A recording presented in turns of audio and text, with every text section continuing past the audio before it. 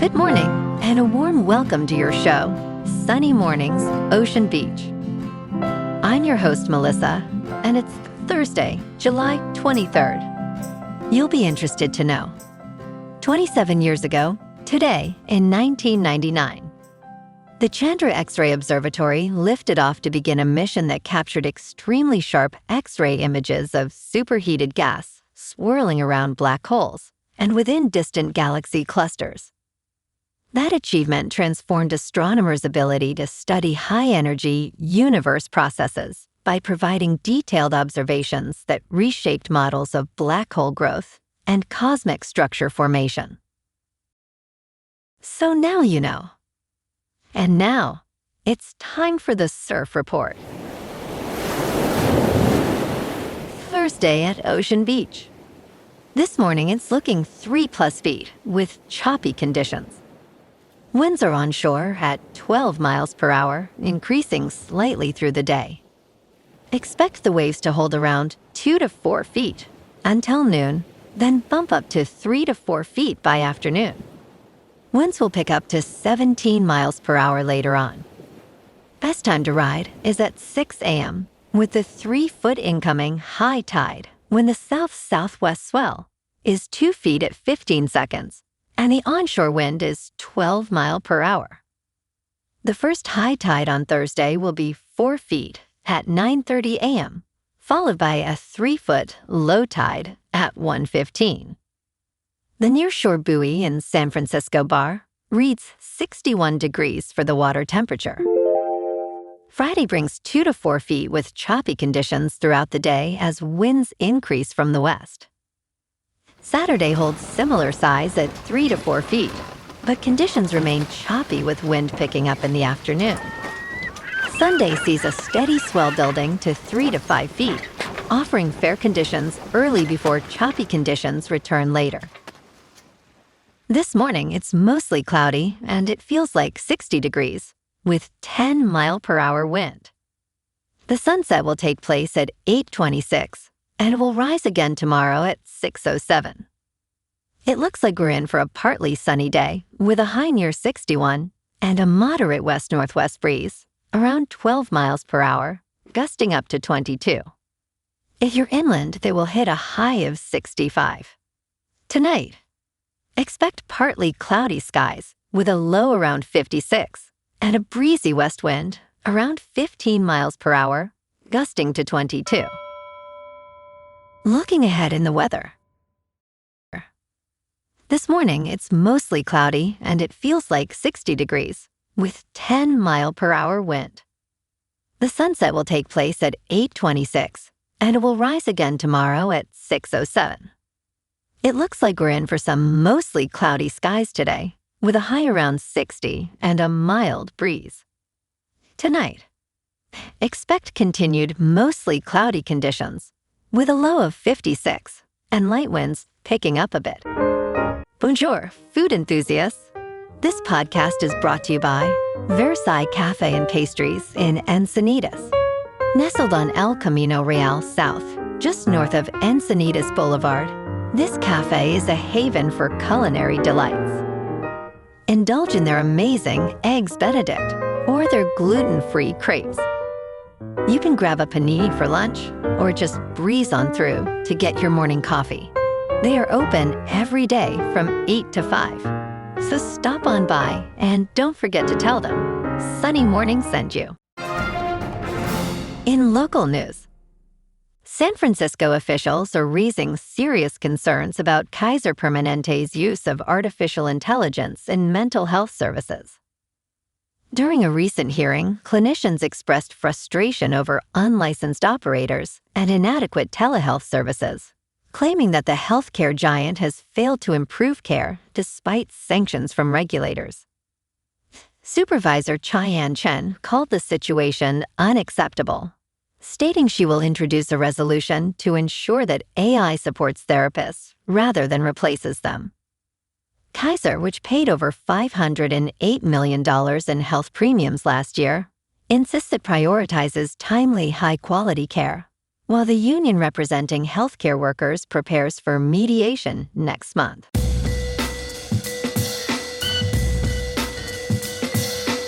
Now on to sports. Caitlin Clark, the superstar guard for the Indiana Fever, is one technical foul away from being suspended for one game. She received her 7th technical foul of the season on Wednesday night during a blowout home victory over the Connecticut Sun. The Women's National Basketball Association allows players to receive up to 8 technical fouls before facing additional penalties. Since Clark has 7, she is at risk of missing a game in the regular season. Another technical foul would lead to her suspension, which is a likely scenario given her competitive nature. The Fever's next game is on Tuesday in Seattle. In local sports, the Giants' losing streak hit 5 games after dropping yesterday's matchup to Kansas City 5-4 at Kauffman. They got swept by the Royals and sit at 42-60 on the season, second worst in baseball. Manager Tony Vitello was ejected for the 3rd time this year after a controversial call in the 7th inning that sparked a Kansas City rally. It's been a rough stretch, but San Francisco heads to Atlanta tomorrow to open a series with the Braves at 4:15. Actually, wait, they're hosting the Angels at Oracle Park tomorrow night at 7:15, with Logan Webb on the mound against Grayson Rodriguez. Webb has been solid, and the Giants desperately need a win to snap the skid. Meanwhile, the Warriors got some fantastic news out of Summer League. Yaxel Lendeborg, their 11th overall pick, was named the 2026 Summer League MVP after a dominant run in Las Vegas. He averaged nearly 15 points and 7 rebounds as Golden State won the championship. Lendeborg is the first Warrior ever to take home that award, exactly what this roster needed heading into the season alongside Steph Curry.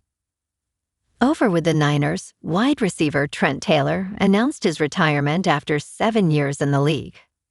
Running back Christian McCaffrey was named Best Comeback Athlete at the ESPYs, and linebacker Fred Warner was voted the league's top off-ball linebacker. Training camp kicks off Sunday with joint practices lined up against Tennessee and LA. In top news, climate change will wipe out about $1 trillion in United States home values over the next 3 decades and hasten economic gaps in United States communities, a report released on Monday finds. Already high insurance rates are escalating, rendering large portions of the nation's largest cities unaffordable, according to a study by First Street Foundation. As property values across the country decline by almost $1 trillion in total, other properties will increase in value to the tune of $244 billion. By 2055, climate-driven weather is expected to hike homeowners' insurance premiums nationwide by an average of 29.4%. At the same time, climate-related migration will have 55 million Americans relocating within the United States over that 30-year period, beginning with more than 5 million this year. Jeremy Porter, First Street's head of climate implications research, states climate change is no longer a theoretical concern. It is a measurable force reshaping real estate markets and regional economies across the United States. The 3 biggest Sunbelt states, California, Florida, and Texas, have taken on more than 40% of the country's $2.8 billion in natural disaster costs since 1980. Data estimates a more than 4-fold increase in premiums in Miami, a tripling in Jacksonville and Tampa, and a doubling in Sacramento, California. Some counties in California, Florida, and Texas will experience net declines of 10% to 40% in their property values by 2055. Last month saw dozens of people killed, tens of thousands evacuated, and thousands of structures damaged or destroyed in the Los Angeles area due to wildfires. In business news, Goldman Sachs has created a new platform to expand its offerings for wealthy clients and family offices who increasingly want direct stakes in fast-growing private companies CNBC has learned. The new group, called the Alternative Investments Platform, combines Goldman's existing alternatives business with two newly established teams, according to a memo seen first by CNBC. These teams focus on direct investments in individual private companies and on helping clients buy and sell those stakes. There's been a lot of focus on the big growth tech names. Kristen Olson, Goldman's global head of alternatives for wealth, told CNBC. Goldman's move reflects two major trends reshaping Wall Street. The firm has spent years pushing deeper into wealth and asset management for steadier revenues. Successful startups are staying private longer, allowing early investors to capture most gains. Companies are going public at $1 trillion, Olson said. Goldman has been arranging direct investments in later-stage private companies for wealthy clients for roughly 2 decades. The firm's goal is to help clients identify promising companies before they become household names. Goldman focuses on later-stage companies with established products, meaningful revenue, and clearer paths toward profitability. The AI investment boom has intensified demand, steering clients toward investments in the infrastructure underpinning AI. The announcement comes days after Goldman reported record quarterly revenue, highlighting AI-driven activity across its businesses. The announcement formalizes Goldman's growing business, helping clients find liquidity for private investments. Through its new secondary advisory group, the firm plans to expand a marketplace for clients to buy and sell private holdings. Olson stated, "We said, let's break that out and let's make it very clearly defined as something that we're leaning into." In crypto movement, Bitcoin is down 1% to about $66,000. Ethereum is down 1% to just over $1,900. And XRP is down 1% to $1.13. Moving on to a more local vibe. In our community spotlight on health and wellness, we are working with a national Pilates studio to bring you some free classes, so listen up. Check out Club Pilates, with several locations in the San Diego area. Pilates presents a comprehensive wellness approach, cultivating strength, reducing tension, and elevating mental well-being. Scientific research affirms its benefits. So now you can check out Club Pilates for a free class, with locations in Encinitas, Solana Beach, Oceanside, La Jolla, and more. Just be sure to tell them Sunny Morning sent you by. And now, back to the show. Let's talk tech. Alphabet investors have expressed concerns about the company's substantial artificial intelligence spending, but recent earnings suggest a positive outlook. Google's cloud business is thriving, with revenue soaring 82% to $24.8 billion, surpassing analysts' expectations. Enterprise artificial intelligence solutions and infrastructure played a significant role in this growth. The company's profit reached $112.1 billion, a remarkable increase from last year's profit of $28.1 billion. Google Services revenue also grew by 15% to $94.5 billion.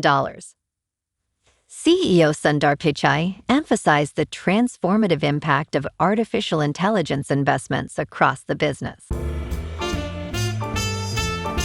And in entertainment news, Taylor Sheridan's 2-part Yellowstone spinoff is officially CBS' newest smash hit. Nobody can accuse Sheridan of making predictable television, as he mixes things up, but he almost always guarantees viewers. Despite dividing critics and audiences, Marshals has continued to attract millions of viewers, making it the biggest broadcast hit of the entire television season. According to Nielsen's final 35-day multi-platform ratings for the 2025 to 2026 television season, Marshals finished as the most-watched broadcast television series, attracting $19.3 million viewers.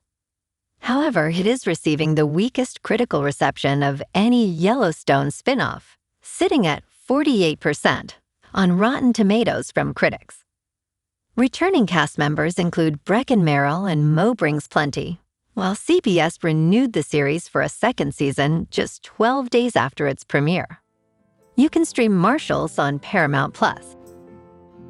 Well, alrighty folks, it's time for the quote of the day. And today, and that's a wrap for this morning. You can check out our Instagram, YouTube, and TikTok for some captivating aerial videos with local news and the surf reports. Have an amazing day, my good friends. We'll see you tomorrow with another episode of Sunny Mornings, Ocean Beach.